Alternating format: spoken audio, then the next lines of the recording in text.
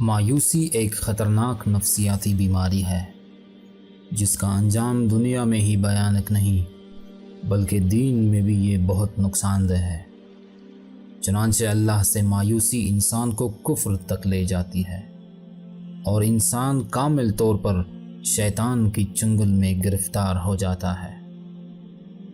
قرآن کریم میں حضرت یعقوب علیہ السلام نے جب اپنے بیٹوں سے نصیحت کی تو فرمایا، اے میرے بیٹو، جاؤ اور یوسف اور اس کے بھائی کی تلاش کی سر توڑ کوشش کرو اور اللہ کی رحمت سے نا امید نہ ہونا، کیونکہ اللہ کی رحمت سے نا امید تو کافر لوگ ہی ہوا کرتے ہیں۔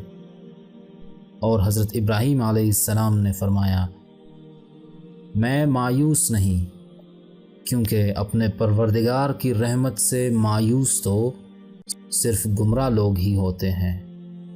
اور سورۃ الزمر میں اللہ تعالیٰ نے فرمایا، آپ لوگوں سے کہہ دیجئے، اے میرے بندو جنہوں نے اپنی جانوں پر زیادتی کی ہے، اللہ کی رحمت سے مایوس نہ ہونا، اللہ یقیناً سارے ہی گناہ معاف کر دیتا ہے کیونکہ وہ غفور و رحیم ہے۔